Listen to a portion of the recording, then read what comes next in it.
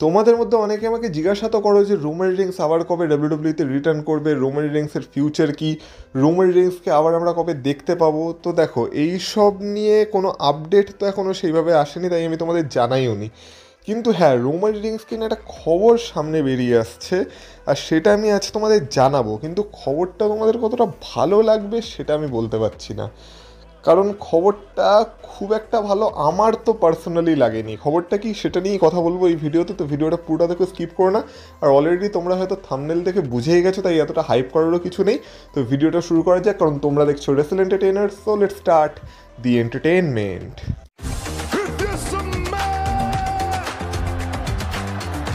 Acknowledge me.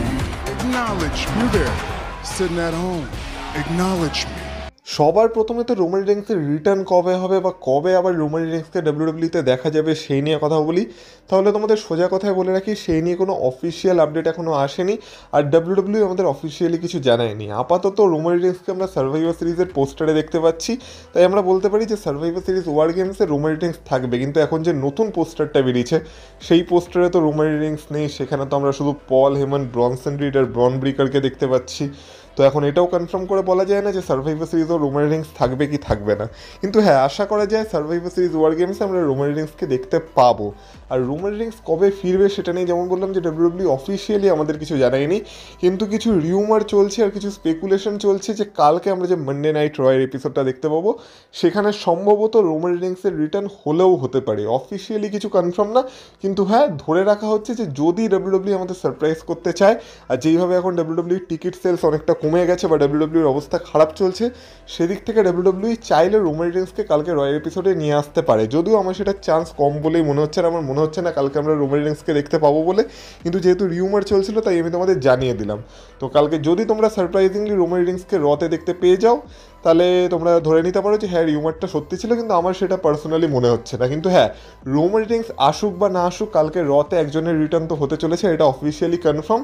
আর সেটা হচ্ছে জন সিনার return. আর এইটাও কনফার্ম হয়ে গেছে, কালকে জন সিনা মানডে নাইট রকে কিক অফ করতে চলেছে। মানে শুরুতেই আমরা জন সিনাকে দেখতে পেয়ে যাব। আর এখন যেহেতু শীতকাল পড়ে গেছে, নভেম্বর মাস পড়ে গেছে, তো র 1 ঘন্টা দেরিতে শুরু হবে। মানে এতদিন যেমন আমরা র সকাল বা ভোর 5:30টায় দেখতে পেতাম, সেইখানে আমরা র এবার থেকে দেখতে পাবো ভোর 6:30টায়। মানে ভোর না, সকাল 6:30টায় আর কি, ভারতীয় সময় অনুযায়ী। আর যারা যারা বাংলাদেশ থেকে দেখবে তারা তোমাদের ওইখানে 7টা থেকে র দেখতে পেয়ে যাবে। তাই বাংলাদেশের সময় নিয়ে ঝামেলা করার কোনো কারণ নেই, আমি বাংলাদেশের সময়ও বলে দিলাম। কিন্তু হ্যাঁ, ভারতীয় সময় অনুযায়ী ভোর 6:30 থেকে বা সকাল 6:30 থেকে আমরা মানডে নাইট র দেখতে পাবো। আর শুরুতেই র খুলে বসে পড়ো, কারণ জন সিনা রকে শুরু করতে চলেছে, বা শুরুতেই আমরা জন সিনাকে দেখতে পেয়ে যাব। কিন্তু সেইটা বড় কথা না, বড় কথা হচ্ছে এখানে যে রোমান রিংসকে নিয়ে সেই আপডেটটা কি, যেটার কথা আমি তোমাদের বলছিলাম। তো দেখো, ডাব্লিউডাব্লিউতে একটা টার্ম তোমরা হয়তো এর আগেও শুনেছো, মানে বিশেষ করে আমি তোমাদের মনেও করিয়ে দিচ্ছি। যখন আমরা সোলো সিকোয়ার সাথে রোমান রিংসকে দেখতে পেতাম, আর যখন সোলো সিকোয়া আর রোমান রিংসের মধ্যে খুব ভালো একটা বন্ডিং ছিল, আর জেউসের সাথে যখন রোমান রিংসের সবার প্রথমে মনোমালিন্য চলছিল, মানে সেই রয়্যাল রাম্বলের পরে যখন আর কি স্যামি জেনকে রোমান রিংস মেরেছিল, আর তারপর জেউসও তাদেরকে ছেড়ে চলে গেছিলো, সেই সময় আমরা দেখতে পেয়েছিলাম যে জেউসও আর রোমান রিংসের সম্পর্কে একটা টানাপোড়েন চলছিল। আর সেই সময় পল হেমন সোলো সিকোয়াকে একটা টার্ম দিয়ে অ্যাকনলেজ করেছিল, সেটা হচ্ছে ট্রাইবাল হেয়ার।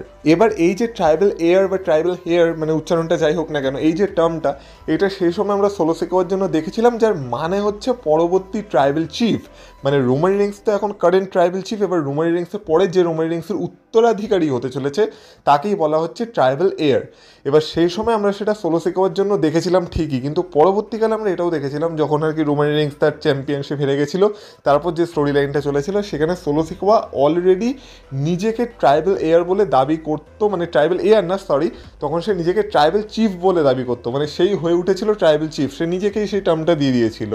তো সেই কারণে সেই সময় আমরা সোলো সিকোয়াকে অলরেডি পরবর্তী ট্রাইবাল চিফ হতে দেখতে পেয়ে গেছিলাম, যদিও সেটা সে নিজেই মনে করতো, কিন্তু হয়ে তো গেছে স্টোরি লাইনটায়। কিন্তু এখন জানা যাচ্ছে যে ডাব্লিউডাব্লিউ এই যে টার্মটা ট্রাইবাল এয়ার, এই ট্রাইবাল এয়ার টার্মটাকে আবার ট্রেডমার্ক করে নিয়েছে, মানে এখন এটা ডাব্লিউডাব্লিউর প্রপার্টি, আর এখন এটাকে ডাব্লিউডাব্লিউ ইউজ করতে চলেছে।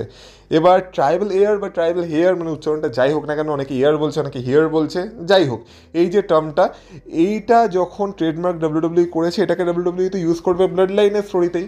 এবার যেমন আমি তোমাদের বললাম যে সোলো সিকোয়া অলরেডি একবার ট্রাইবাল চিফ হয়ে গেছে, এবার ট্রাইবাল চিফ হয়ে আবার ট্রাইবাল এয়ার হওয়া সোলো সিকোয়ার পক্ষে অতটা সম্ভব না, তাই এই টার্মটা আগে সোলো সিকোয়ার জন্য ইউজ হলেও এই মুহূর্তে সোলো সিকোয়ার জন্য ইউজ হবে না। কিন্তু সেক্ষেত্রে যেহেতু টার্মটা ব্লাড লাইনের সাথে সম্পর্কিত, তাই ব্লাড লাইনের স্টোরিতেই টার্মটাকে ইউজ করা হবে। তো অনেকে মনে করছে যে এটা অন্য কারোর জন্য ব্যবহার করা হতে পারে, যার মধ্যে একটা নাম উঠে আসছে জেকব ফাটু।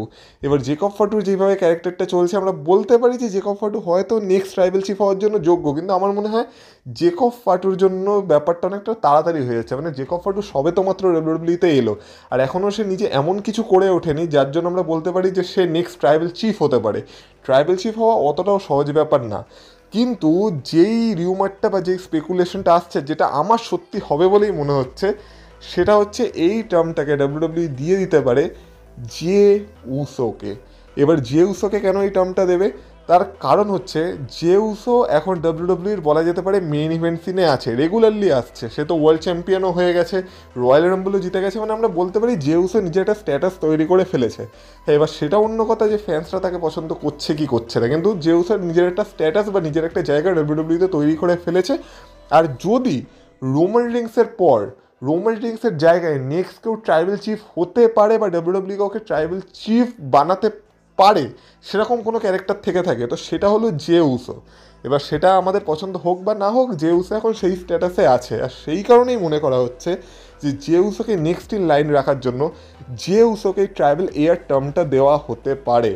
আর পরবর্তীকালে যখন রোমান রিংসকে ডাব্লিউডাব্লিউতে থাকবে না বা ডাব্লিউডাব্লিউ থেকে রিটায়ার হয়ে যাবে বা যাই হোক না কেন, সেই সময় আমরা যদি আমাদের নেক্সট ট্রাইবাল চিফের দিকে দেখি, তাহলে সেটা সম্ভবত হতে পারে জে উসো।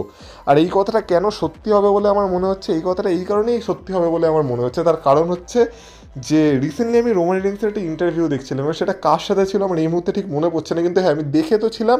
আর সেখানে রোমান রিংস একটা কথা বলেছিল যে এই যে নেক্সট রাসেলমেনিয়া হতে চলেছে, মানে রাসেলমেনিয়া 42, সেইখানে রোমান রিংস জে উসোকে ফেস করতে চায়। ঠিক আছে, আমি জানি অনেকেই শখ হয়েছে যে রাসেলমেনিয়াতে Roman Reigns versus Jey Uso, যেখানে কিনা আমরা এত বড় বড় ম্যাচের স্পেকুলেশন লাগাচ্ছি। তো এইটা শুনে তোমরা যদি অবাক হয়ে থাকো, আমি তোমাদেরকে আরও অবাক করার মতো একটা কথা বলছি। রোমান রিংস জে উসোর কাছে রাসেলমেনিয়াতে হারতেও চায়। হয়ে গেল, আশা করি শখটা এবার একটু বেশি খেয়েছো তোমরা।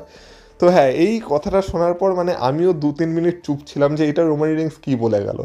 সবার প্রথমে তো রোমান রিংস আর জে উসোর ম্যাচটা রাসেলমেনিয়াতে হচ্ছে, এটাই আমার জন্য একটা মাথা ব্যথার কারণ।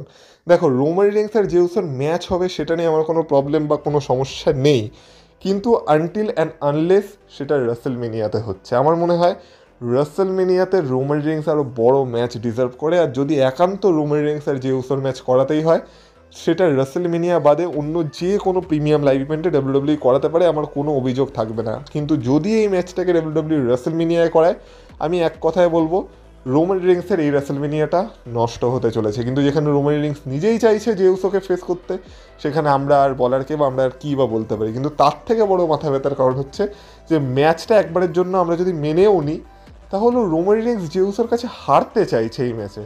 মানে মানছি যে উসো রোমান রিংসের ভাই বা নিজেদের মানে ব্লাডের সম্পর্ক, রক্তের সম্পর্ক, কিন্তু তবু যে উসো রোমান রিংসকে রাসেলমেনিয়ায় হারাবে, একবার শুধু ইমেজিন করো।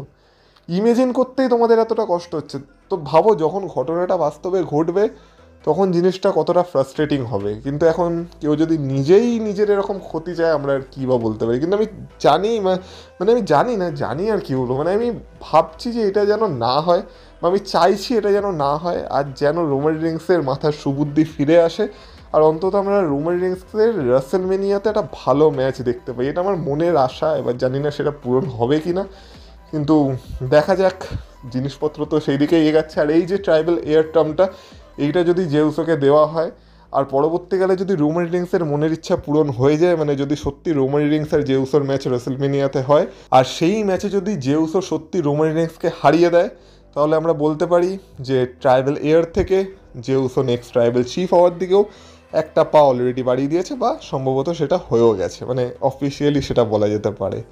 তো দেখা যাক কি হয়, কিন্তু এই ঘটনাটা যদি বাস্তবে ঘটে আমার তো খুব খারাপ লাগবে, বা তোমাদের কার কী লাগবে বা কেমন লাগবে সেটা অবশ্যই কমেন্ট বক্সে কমেন্ট করে বলো। আর এই ভিডিওটা যদি ভালো লেগে থাকে ভিডিওটা তো অবশ্যই এটা লাইক করে দিয়ে যাও, আর এই চ্যানেলে যদি নতুন হয়ে থাকো চ্যানেলটাকে সাবস্ক্রাইব করে দিয়ে যাও। আর তোমাদের মতামত অবশ্যই জানাতে ভুলো না, তাহলে তোমাদের সাথে কথা হবে আবার পরের ভিডিওতে। আর হ্যাঁ, কমেন্ট বক্সে কমেন্ট করার সময় কমেন্ট বক্সটাকে একটু সোয়াইপ করো, একটা হাইপ বাটন পাবে, হাইপ বাটনটাকে প্রেস করে দিও, তাহলে আমার এই ভিডিওটা একটু হাইপ হবে, আরও অডিয়েন্সের কাছে পৌঁছাবে। আর আমরা এই বছরের শেষে যে 20,000 সাবস্ক্রাইবার্সের একটা টার্গেট নিয়ে রেখেছি সেটাও হয়তো আমরা বাস্তব করে দেখাতে পারি, সবই তোমাদের হাতে। তো প্লিজ এই হেল্পটা পারলে করে দিও, তাহলে তোমাদের সাথে কথা হবে আবার পরের ভিডিওতে। ততক্ষণ তোমরা ভালো থেকো, টাটা।